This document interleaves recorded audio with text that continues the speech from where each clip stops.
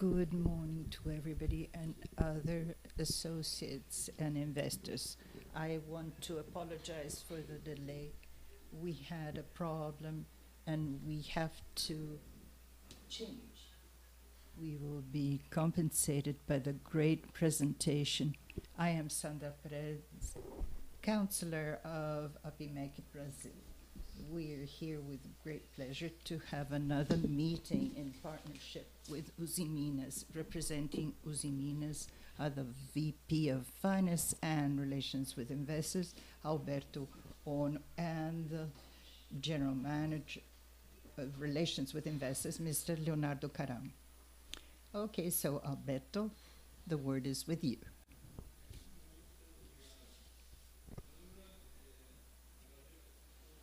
Thank you very much. Thank you all for your presence.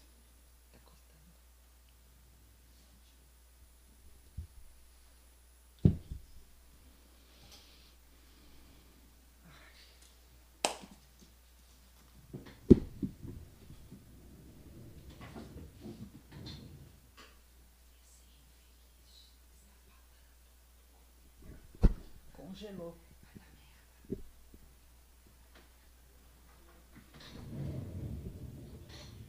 Speaking a bit about Usiminas, and especially how 2021 is doing, initially I would like to show you our sustainability agenda and all the pillars. We have the social, environmental, and governance pillars, and a part that is very important, which is innovation.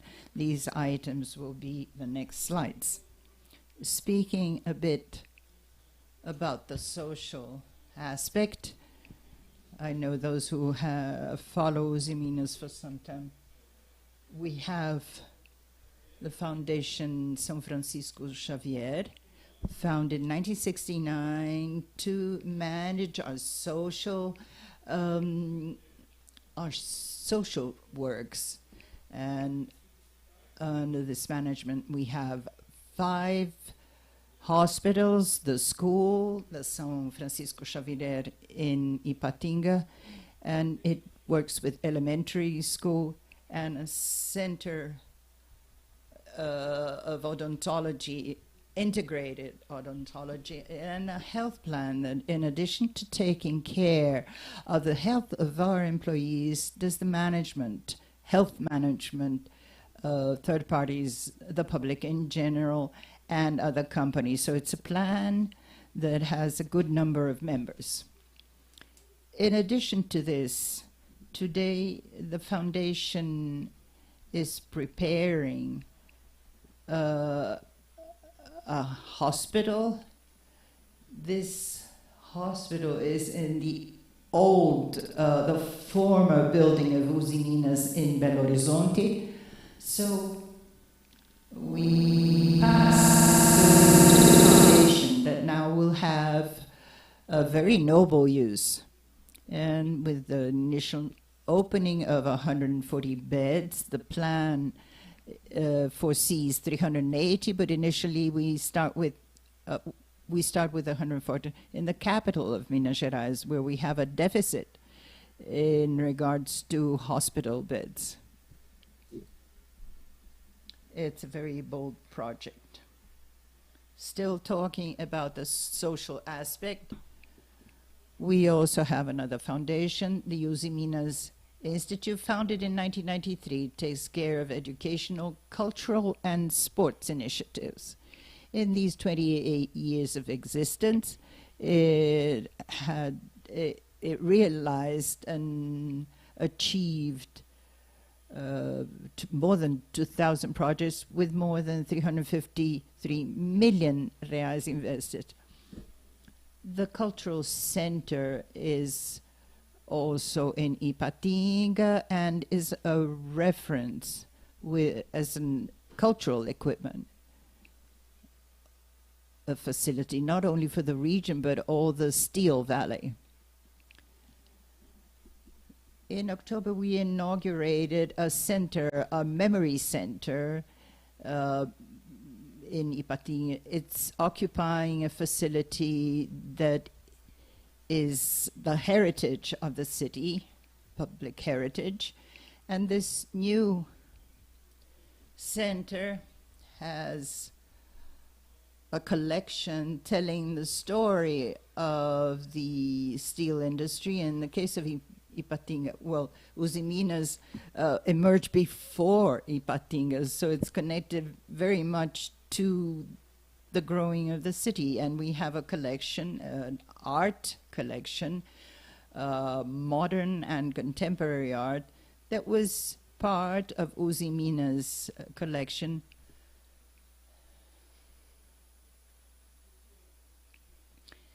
In April this year, we adhered to the UN Global Pact with a commitment of complying with the 10 principles.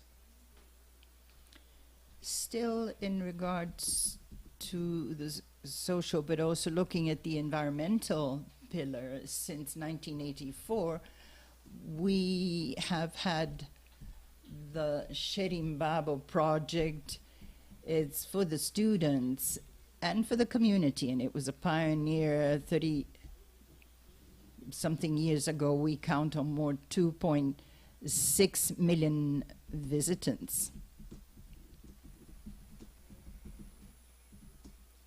In addition to these, we have been showing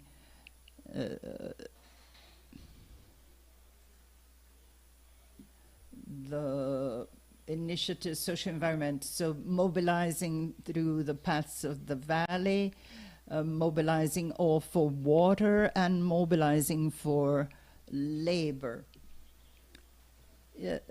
This is used in the pavement of especially rural roads. There was an increase from last year. The municipalities that are benefited, we're reaching 84 municipalities with more than 3,000 recovered roads, impacting and benefiting more than 1.3 million inhabitants.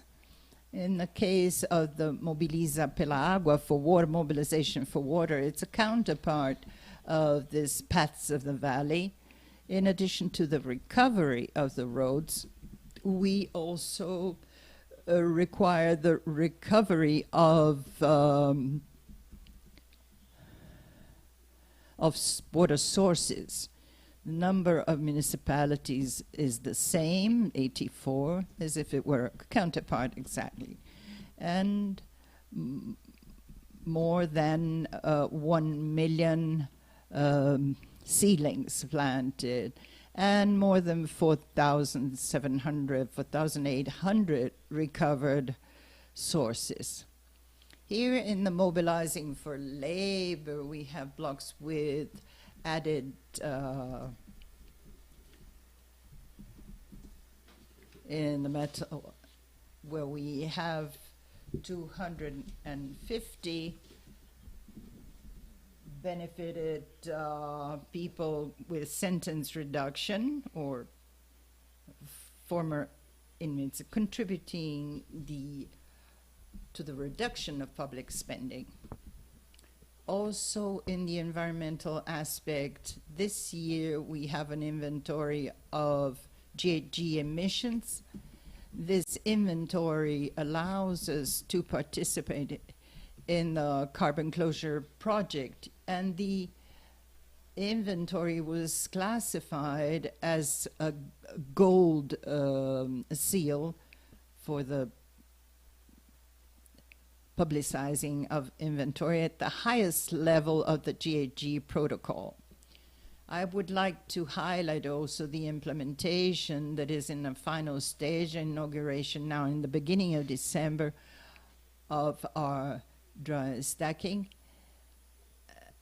And it will replace the last dam that is still in operation, investment of 235 million reais, and is starting to operate next week. In regards to the social aspect, and it's important in terms of initiatives is our program of diversity and inclusion. We have several goals, several targets in the project. So one is the increase of women in terms of for the equity of gender in positions of leadership and in operating areas. In the leadership positions in the last 2 years, we were able to double the number of women in these leadership positions, reaching 11%. In the case of the operational area, we had the target to reach 10% of women in the operational area by the end of 2022. As a way of increasing the participation of employees in this diversity program, we have the Week of Diversity that this year had 715 participants. In the governance pillar, we have the program of integrity, where among the different initiatives, we had the Ethics and Conduct Code revision, the increase of the level of training of people complying with the Code of Ethics. We reached 95% of collaborators. And in terms of anti-corruption policy, we train 90% of our collaborators. We have voluntaries that help to deliver this program. We call them ambassadors, the 34 ambassadors. We have a channel of denounces, and last year we had more than 282 checkings concluded, and among them we had 107 confirmed denounces, a channel that is very important for the issue of integrity, and we think is quite reasonable. Good part of these accusations that are checked, we have a level of confirmation gives a certain credibility. So interactions, external, frequently doing both interactions and benchmarks with different agencies and institutions to always have the best in place. Still talking about governance, we had an increase of the adhesion and remaining above the index of the IBGC, above the average of Brazilian companies. This year we also have an improvement of government area, creation of the risk committee and risk management, the integration of counselors and members, an annual thematic agenda for the meetings of the Board of Administration, and variable remuneration linked to the goals ESG. We have a recognition. We are one of the top 100 most innovative companies. We have a strong program that we call Inova, i.e. Innovate, where on the right side it is possible to observe the number of ideas that were presented in 2020.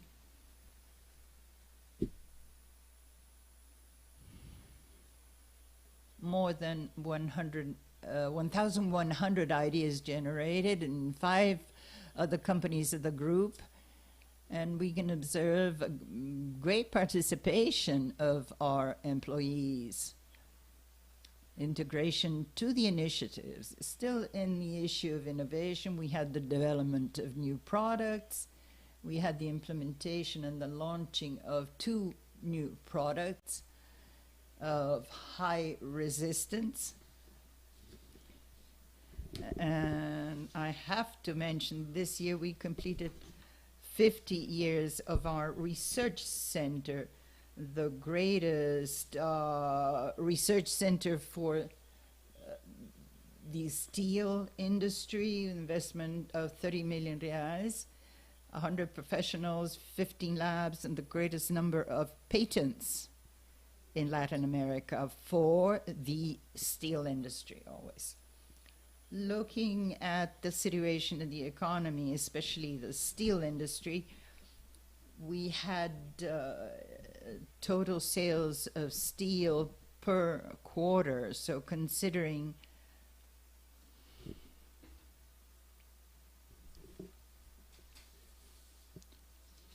from the beginning of last year, the evolution of the graph, we can observe the great drop we had in the second quarter 2020 and then the recovery. So we reached the peak of internal sales in the second quarter of this year with almost 3,500,000 tons. We're talking about flat profiles. And in the third quarter, we observed a slowdown. In regards to the consumption, apparent consumption of steel products,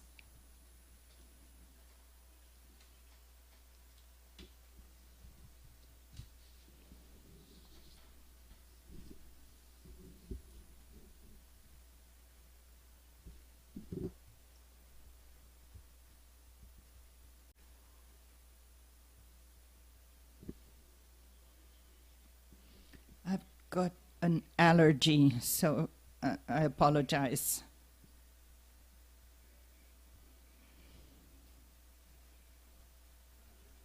So we had an increase in the perspective of consumption of steel in 2021 of more than 24%. We're talking about flat steel and long steel products reaching a level that is close to the historical peak of the steel industry in Brazil. That was in 2013 with 28 million tons. The expectation is to have the second largest volume of flat and long steel products.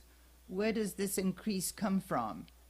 It comes from different consuming sectors.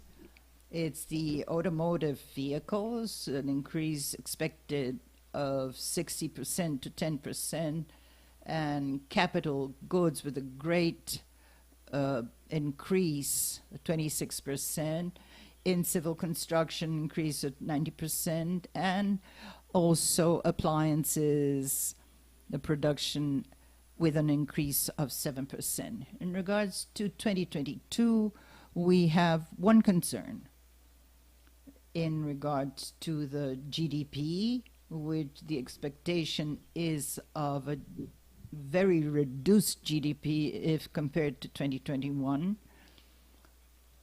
But on the other hand, we have opportunities that are emerging in regards to the new legal frameworks, both in terms of sanitation, as the framework of the gas regulations, and the recovery of the automotive sector as the semiconductor issue is resolved.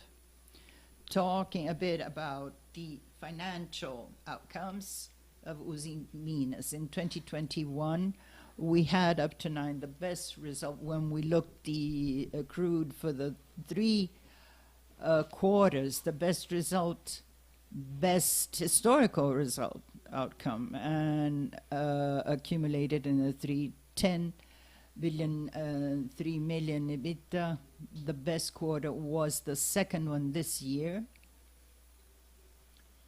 here in the industry example, we had even accumulated in 9 months, when you look, 6.7 million reais. This is the best historical result in the 9 months accumulation. In terms of volume of steel, we could observe that in 9 months we surpassed the volume in 2020 that was a bad year affected by the pandemic. In terms of mining, in terms of outcome, EBITDA, it's the best year. The mining track record is favorable in terms of prices and volumes. In the Usiminas solutions, we had best historical results. Even looking only at 3 quarters, we reached almost 1 billion reais EBITDA. And when we look at our investments, the perspective is almost to double what was applied in 2020. The main projects here are the blast furnace reform in 2023, and with a good part happening already in 2021 and 2022. And the dry stacking that we have mentioned already, finishing this year. In regards to the indebtment, consolidated indebtment, we had negative of, our cash is of 7.3 million reais. At the end, it was greater than our debt, 2 million. The composition is 33% in reais and other 2/3 in dollars, 33 months of duration. And this year also we made a payment of dividends, partial payment in October, and this was already the biggest in the story of Usiminas, 1.3 billion reais distributed this quarter. And here, our growth in terms of rating, starting as of last year, so an upgrade of 2 notches, and in 1 notch, both in Moody's and Fitch. It's important to note that in the case of Standard & Poor's and Fitch, we have a higher rating than the sovereign ratings. This is our stock market performance. It has been quite volatile, especially this year, but when we compare this to last year, we are still positive. And finally, for each participant of the Apimec, we will donate a toy kit for needy children, and these toys are produced by inmates, this volunteer work, which is under the VOU project, and this project was awarded a prize by one of our clients, the Random Company, and we were given the award in the category of sustainability with a focus on the productive process. This is the end of my presentation, and please feel free to send me any questions. Thank you very much for your explanation, excellent explanation. And now I have the honor of granting you this award for your accomplishment in spending 18 years at meetings with MEC. I would like to highlight that Uzimines is always in contact with stakeholders, shareholders, whether it's in digital format or on site, and Uzimines is always ready to answer questions, and so I would like to congratulate Uzimines in this respect, as well as the entire investor relations team. Before going on to the questions, I would like to comment that every meeting goes through an evaluation process. So I would kindly ask all of you to answer the survey so that the clarity of information is maintained. And now I would like to open up to the Q&A session. Good morning. Thank you, Sandra. It's a great pleasure to participate in this meeting with Apimec Brazil. We have quite a few questions that came to the chat, and we will answer them accordingly. Alberto, we also have a number of congratulations comments for the initiatives that you, Alberto, pointed out. And the first question is related to interest on own capital and dividends, if there will be any distribution in this respect in the course of this year. Alberto, could you answer this question, please? Thank you for your question. In this topic, we are constantly evaluating this together with the board of directors.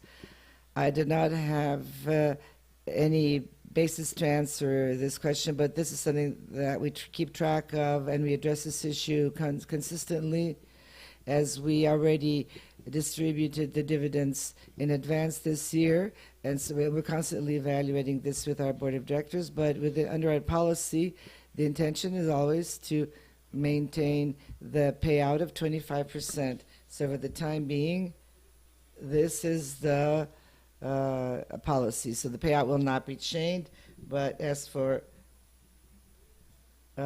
when these dividends will be distributed again, this is, as I said, also always being discussed with the board of directors, but we will maintain the 25% payout.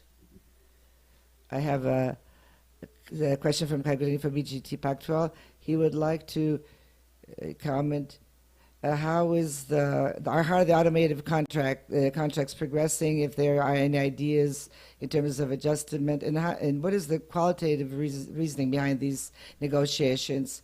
Thank you for your questions. What I can say, these contracts are in course.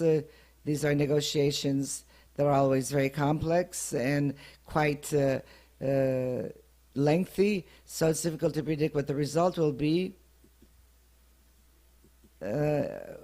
We already commented on this several times, but this negotiations are being conducted with car assemblers, so we are negotiating especially with ones that have contracts that are still in effect, and so these car assemblers are participating in all these negotiations. Another group of car assemblers will be contacted during the first half of next year, but then, as I said, negotiations are in course, and usually they are concluded on the last day of December. That is usually what happens. So, as I said, these negotiations are complex, they're lengthy. Still, in relation to the automotive sector, I have a question from the Safra Bank. The question is there the intention to reduce the periodicity of adjusting the contracts? More specifically, in your case, will there be a change in plans in relation to the contracts with the automotive industry? At this moment, no. And actually, we will keep track of in terms of the clients' demands and interests. So far, in relation to our clients, there was no demand to change this periodicity. So we will always be based on the interest of the client, and of course this all depends on the kind of contract we have with each specific client, and we will maintain the contracts as they are, with under a specific periodicity, and we will do whatever is necessary. When we're talking about year-long contracts, we will always have to consider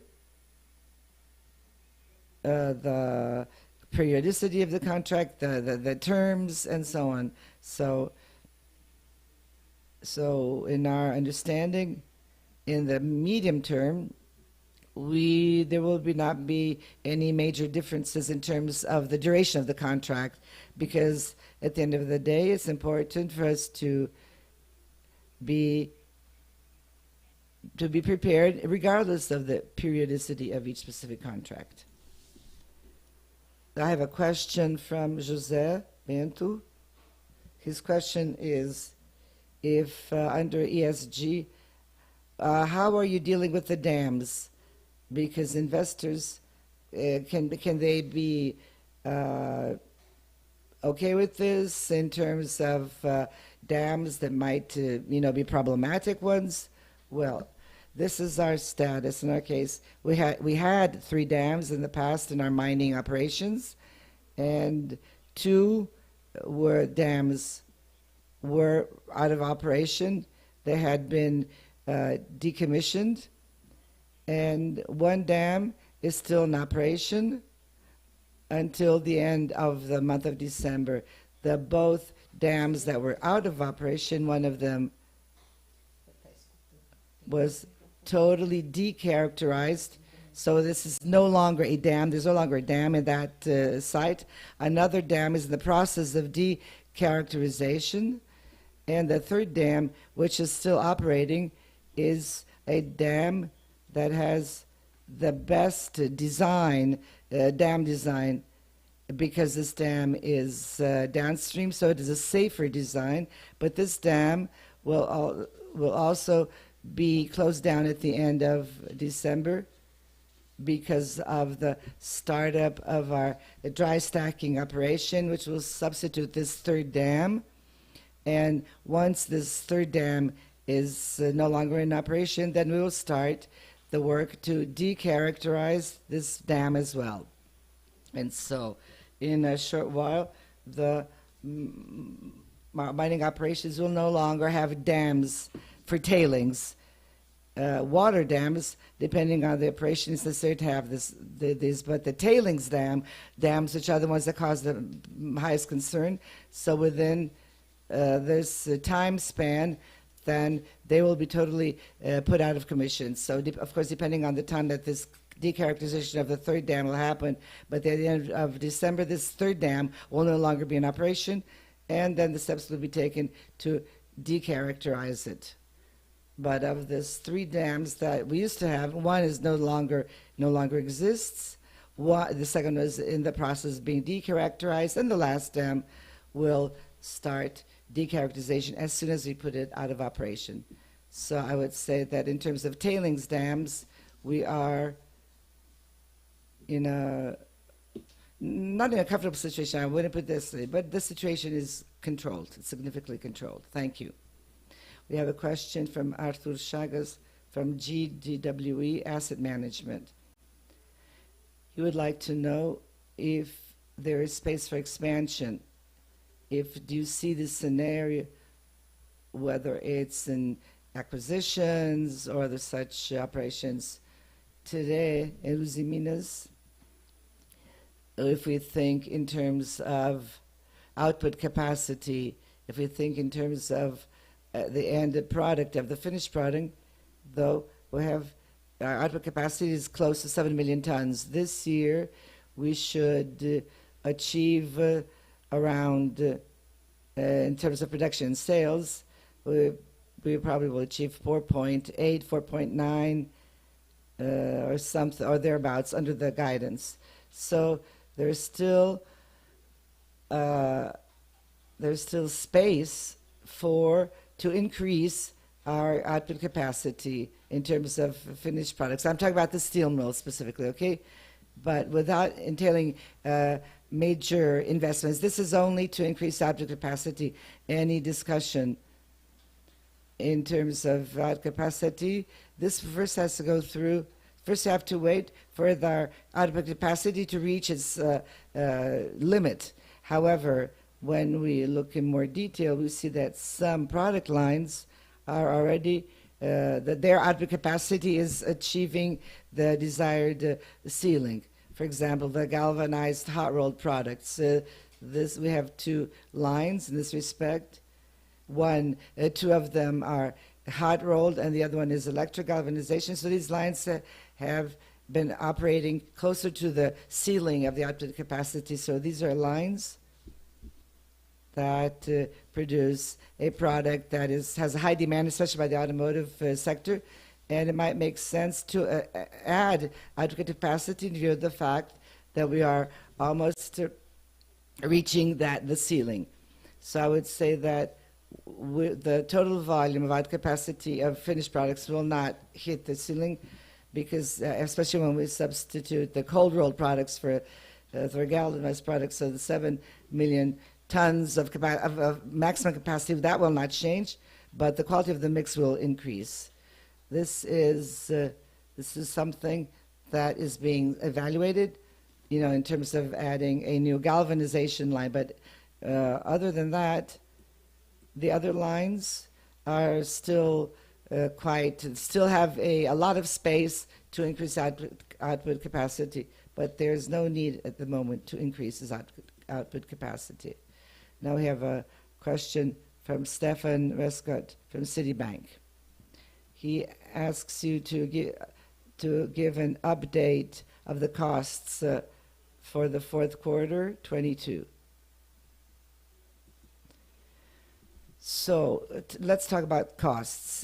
We had an increase, a significant increase of coal, of mining coal, during the third and fourth quarters, and this increase of international prices will probably reflect on our production costs in a more significant manner from the end of the fourth semester, but especially in the first quarter of 2022. Why? And the reason is that we have a good volume in terms in stock. We have inventory which is enough for 3 to 4 months. This input is imported, but this material is in transit. So this material is in the ports. It's at the plant. So we have a safety margin which is quite broad. So this input takes some time to be embedded into our production, but I think that the costs will increase starting from the first quarter of next year, but the tendency is for the cost to increase. On the other hand, there was a drastic drop in iron ore prices, especially during the third quarter, and this was already captured during the third quarter, but this will become more outstanding in the fourth quarter, and depending what the price level maintenance will look like, then these costs might be affected in the first quarter of next year.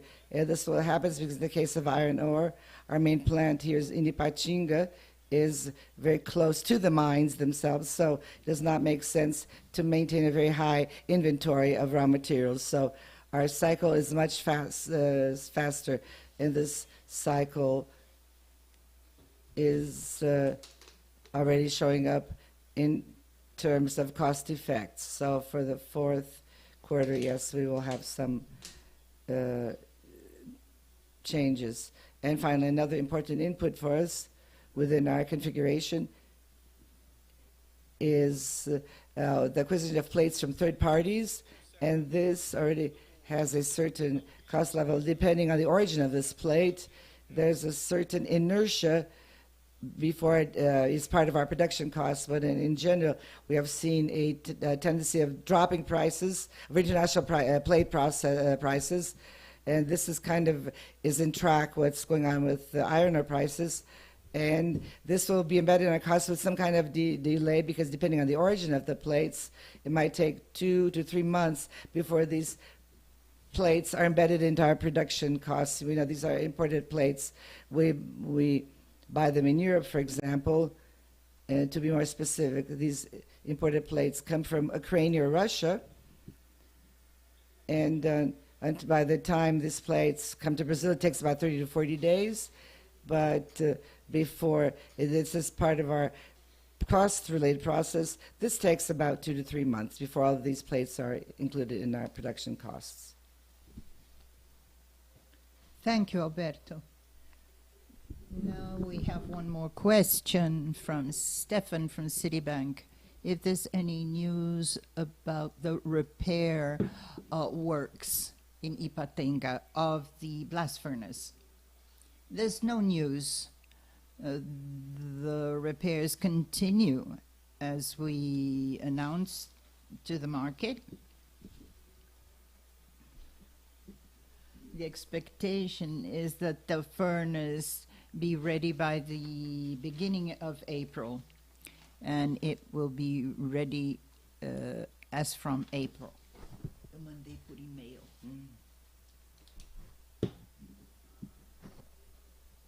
Isabella from Bradesco and Vitor Unio, are asking about the CAPEX expectation forecast. Isabella, Julio, we still don't have a guidance to provide. We're closing our budget for 2022. It's kind of difficult to close this process, the budget process, because of the uncertainties we have seen in regards to the Brazilian economy for next year. This has generated some reworking in the planning. But the expectation is that as soon we have the budget approved by the board, the next opportunity will probably be in our fourth quarter publicizing of results. Then we will update the CAPEX. I would ask you to have some patience, please, and we need this approval of the budget. Only after that we can comment this. In general, the expectation is that in regards to 2021, our CAPEX be higher. How much we cannot say yet. And remembering, we have the issue of the blast furnace 3. It will demand a higher volume until completing the project in 2023. I would say that this can be expected. How much is going to be in 2020? I prefer to wait for the closing of the budget. Thank you, Alberto. We have one question now. Isabela Bradesco, André Vidal XP, and Vidal Jr., they are asking about the allocation of capital after the reconstruction of the blast furnace and the dry stacks. What would be the optimal structure for capital allocation? After we close this program, a more robust program in the CAPEX, at least the part of the blast furnace 3, we can know what to do if everything works properly in regards to the distribution, especially of a cash that we will have a demand that is quite big during the period of this reconstruction or reform, to have a stock of plates. But in regards, in 2023, at the end of the reform, we have to take into consideration what are we going to do in terms, what we could do in terms of capital allocation. But the discussion with our board has been especially in regards to the reduction of the gross debt. First priority is CAPEX, and after that, this is the reduction of this debt. So the reduction of the gross debt is the topic to be assessed.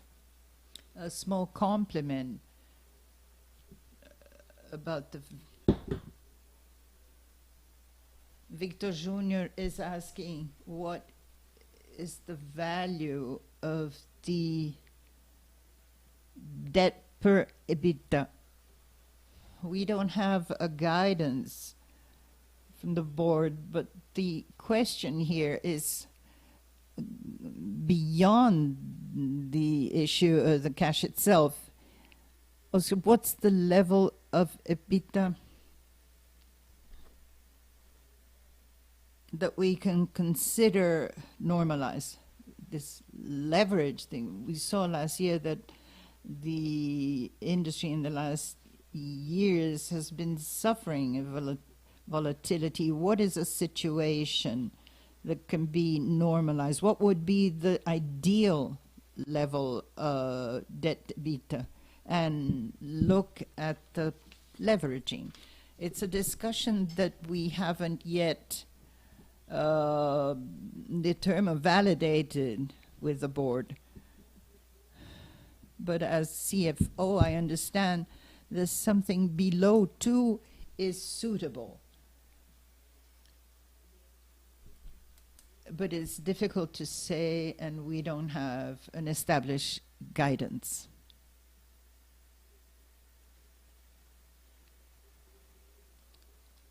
André Vidal from Chispe also asks XP what would be the next projects of relevant capital after the reform of the blast furnace and the dry stack. We don't have a definition yet. What we can have, first of all, as I mentioned before, it makes sense. We understand that it could be interesting to have a new galvanization line. It's a subject we've been studying for some time. We stopped a bit. We interrupted this during the pandemic, but it's a subject that we believe is interesting. But there's no definition yet. And in the case of going to large projects, the Compacts project, which will guarantee the sustainability of the operation for several decades. I think these are the projects that we have on the radar. We don't have approvals or definitions yet, but we've been discussing. We have a question from Gabriela Cortez from InterResearch about 2022. Despite the lower GDP, do you see an upside for oil and gas? What do you expect for white line construction, a panorama, general overview? The point, oil and gas, we are still expecting. There's a legal framework being designed. There's no investment yet to be quoted. Remembering that this type of investment for infrastructure, heavy infrastructure, takes some time until it's concluded, project licensing, etc. But at this moment, we don't have yet. We haven't seen a stronger movement. What has happened is happening and is moving, and we hope it's going to last for some time because of many projects, ongoing projects. It's renewable energies, wind and solar. There has been demand. Has demanded steel depending on the type of design. And these are projects that some that were bidded in 2019. The operations are in by 2025, so up to there you have projects that were mentioned are ongoing. We're seeing this. This is one point that has demanded, depending on the towers, the wind tower, depending on the design, they use a lot of steel. You have this type of demand. Another type of demand, going to the second part of the question, we have observed and has maintained a certain robustness. Everything that deals with agribusiness, infrastructure, logistics, highway, implements, and also all the storage equipment. And we see people investing in this capacity, silos, etc. And also machinery for agriculture. This is the segment which has we've always heard a record of crops. This has a positive consequence, which is people of agribusiness are investing. We've been observing this. Other segments are suffering a bit more.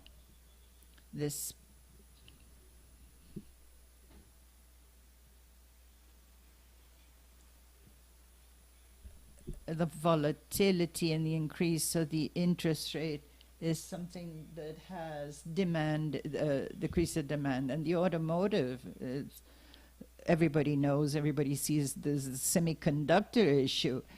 All the part of the chain in the supply of these parts and other components that are very much hindered. You just have to see the level of stock, level of inventory, the level of cars in dealer shops. I think it's below 14 days where you have a demand, a non-responded demand. As soon as people will be able to regulate the supply chain, there's a great opportunity I'm sorry, the sound is cutting. Just refurbishing the stocks is a volume, and also respond to the demand of cars. We've seen that the market is suffering a lot. You see great delays and long periods of waiting time. It's happening. There's a restriction for production. We have a question for João Carlos.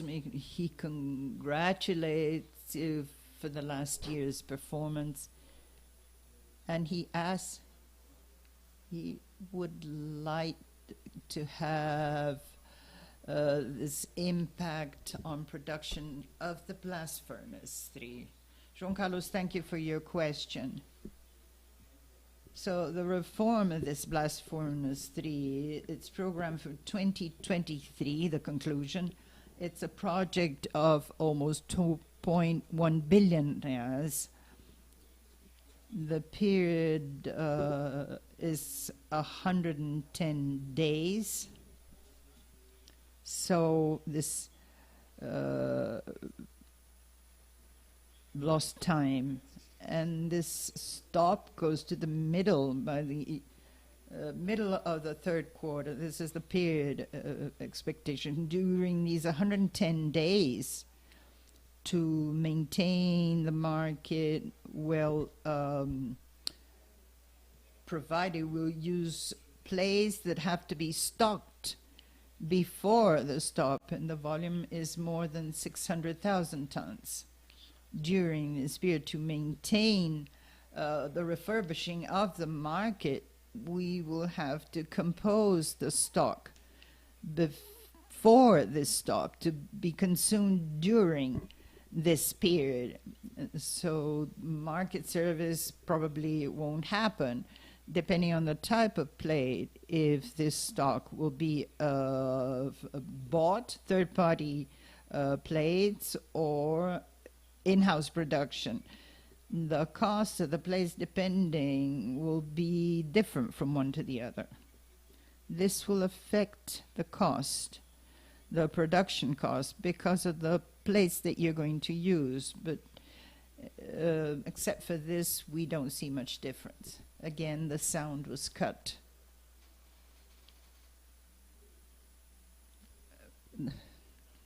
Tá picando demais. Tá picando demais. Question about electric power, if there's any strategy thinking about you thinking, are you having a focus on the pursuit of clean energy? We have considerations. We have studied this issue very much because it's an important topic for the steel industry. It's carbon intensive.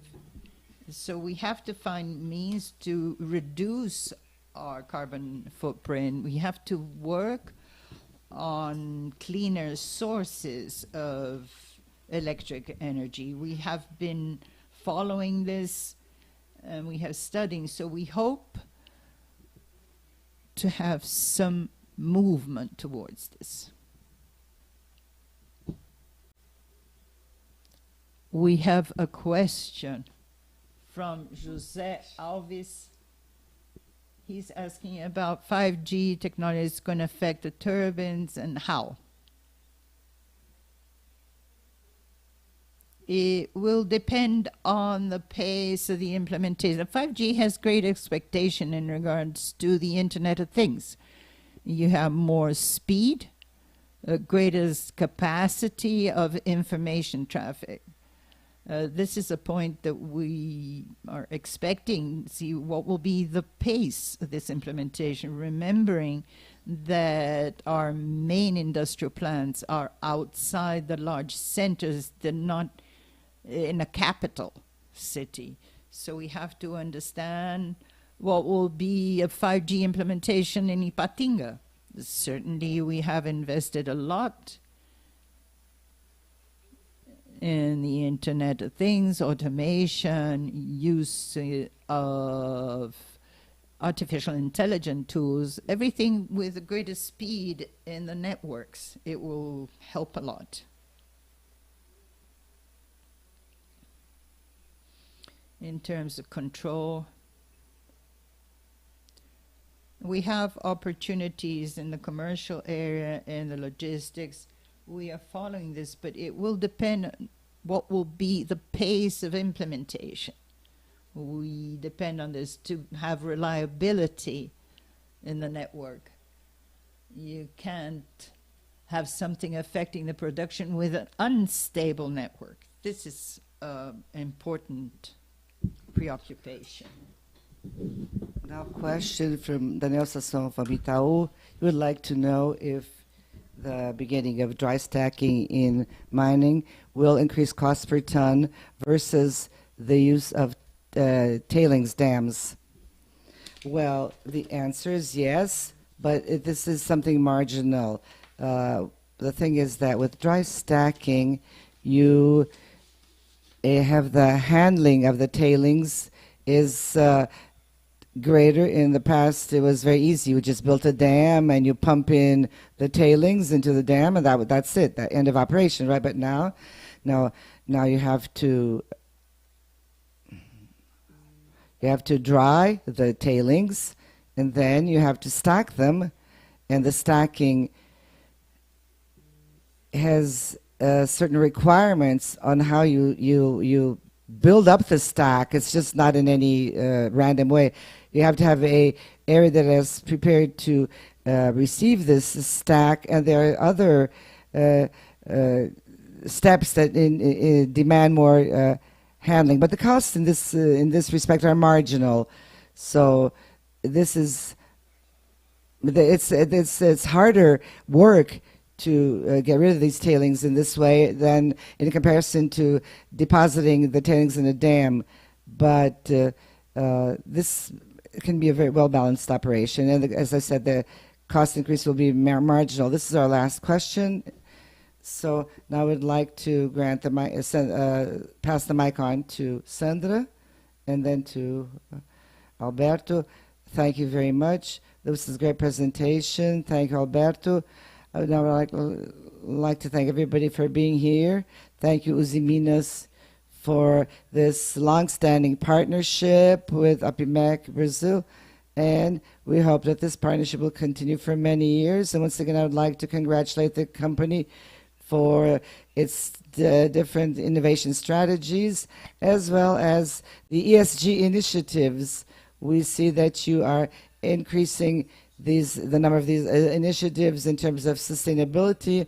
In the last meeting, Leo will comment on this. In your last meeting, you planted trees, and this meeting, Leo will comment on something very interesting. So I would like to congratulate the entire team and thank you, Alberto and Leonardo, and all of you who are joining us at this meeting. And now Apimec Brazil is open for all investors and for companies and for all analysts. So I wish all of you a good morning, and thank you, Alberto. And now, Alberto had already said that we will distribute kits, and we're talking about we had 146 participants, so we will hand out 146 toy kits that will be handed out to the needy children. So this is a great social action that we're taking part in.